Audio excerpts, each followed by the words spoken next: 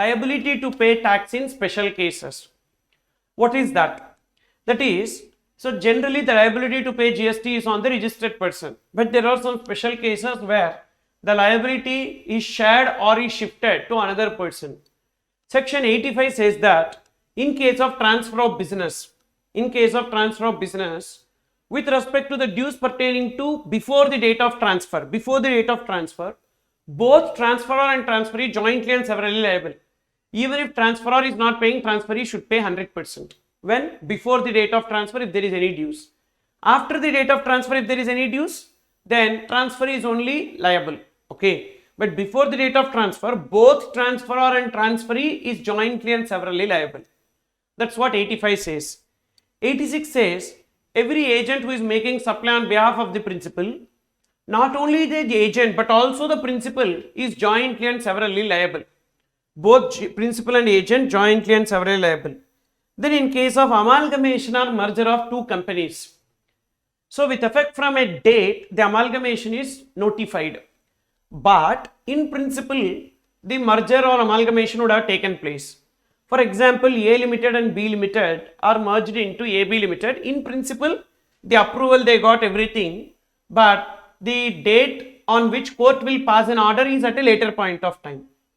Now there is an exchange between these two parties, A Limited and B Limited. There is some transactions. Whether these transactions are chargeable to GST? Yes, because they will be considered as a merged entity only from the date when court notifies the merger. Okay. That is given in 87. Next, 88. Liability in case of a company in liquidation. So whenever there is a public limited company which is undergoing liquidation, this is subject to IBC. So what will happen? So first, an official liquidator is appointed, receiver or liquidator is appointed, and that official liquidator or receiver should be notifying their appointment to the commissioner within 30 days of their appointment. And within 3 months, so commissioner will notify the dues, and that dues should be considered by the receiver for discharge. Okay, so depending upon the priority, again subject to IBC. If it is a private company, in case private company is liquidated, the directors of the private company are jointly and severally liable. Okay, directors shall remain liable jointly and severally. So if a company is a private company, director shall remain liable. However, if private company is converted into public, then director shall not be liable. Sir, what if one director is retired, sir? What if one director is retired and like one director is exit and another director is being added? Means in that case, what will happen? In that case, so that director definitely will be a shareholder na? So therefore, limited liability will be still there, but to the extent of the capital. But if it is a director position, then their liability continues even beyond the contribution what they have made. Okay. Then, but we are awaiting a circular in detail relating to private companies. So what if some directors are retired, some new directors were added, etc. So there we don't have that much of information right now. Then next, section 90, liability of a partnership firm. So when firm is liable to pay the dues, firm and partners are jointly and severally liable. Either firm should pay or partner should pay. Any one partner should pay full amount also. So this. So in case of retiring partner, what will happen in case of retiring partner? When retiring partner is intimating, actually retiring partner, whenever a partner is retired, that is an amendment which the registered person, that is the firm, should intimate to the commissioner. That is the firm should intimate. I told you na, core fields, 3 core fields. What are they? Number 1, change in name. Number 2, change in address. Number 3, change in top management. That should be notified. Whereas if the firm is not notifying his retirement, okay, at least the partner should notify his retirement within 30 days to the commissioner.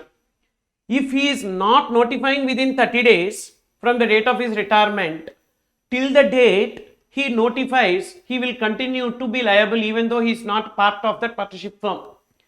If he notifies his retirement within 30 days, within 15 days the firm should intimate, otherwise within 30 days from the date of his retirement he should intimate. If not till the date he intimates or till the date he notifies, until that point of time he is liable for the dues. Suppose if he intimates within 30 days, till the date of his retirement he is liable for the dues. That is this. So within 1 month from the date of retirement, say this, liability of guardians or trustees. So guardian, trustee of a minor, that is guardians and trustees of minor or incapacitated persons shall continue to be liable.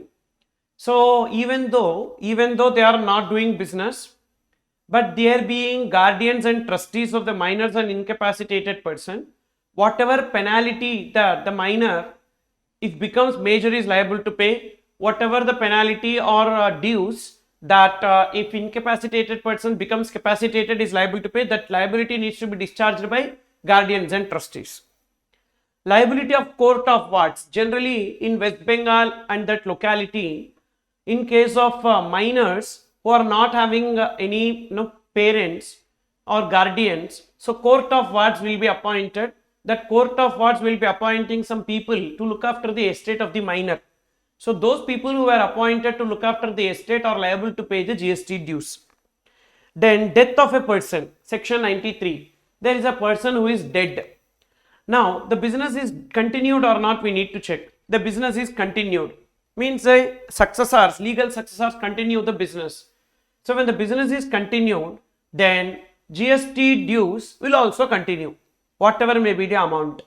Suppose if the business is discontinued, then whether they inherited any amount or not, if they inherited any amount, to that extent the GST dues are payable. For example, business is discontinued and GST due is 50 lakhs and they inherited an estate, the legal successor inherited an estate of 40 lakhs, then they need to pay entire 40 lakhs towards GST dues. Okay, understood or not? Business discontinued, legal representative will remain liable to the extent of the estate inherited. HUF or AOP, partition of the assets among the members. So now HUF, yes, personally liable here. If they have inherited, personally they are liable. If they have inherited, to that extent, to the extent of inheritance. For example, as such they have some amount on their own they have earned, that they don't have to pay. If they have inherited any amount, that amount they have to pay. Okay. Then HUF or AOP, there is a partition. So even though after partition, if there is any dues that came to know, that department came to know after partition, related to the period before partition, the dues are related to before partition, but it is known only after partition. Even though partition has taken place, all the members are jointly and severally liable. That is the section 93. Then partnership firm dissolved and there is any dues before dissolution, partners are jointly and severally liable. Termination of guardianship and trust, already we discussed, guardian and trust remain liable. And what if the business is discontinued? Can still the assessment be completed? Yes. So the business is discontinued, sir, so we will leave. No. Can assessment be still completed? And there is a change in constitution. Now see that this is something stupid. When there is a change in constitution, like say new partner is admitted, when a new partner is admitted, that new partner is also jointly and severally liable with respect to all the dues of that partnership firm even before his date of admission. So therefore a newly admitted partner should enter into a separate contract with the remaining partners to indemnify him in case any dues that arises before the date he was admitted into the partnership firm, for which he is liable to pay. Okay. Then next, if the partnership firm or HUF is dissolved, already we discussed, not only the firm but also all the partners are jointly and severally liable. This is about section 94. So with this we completed liability to pay GST in special cases.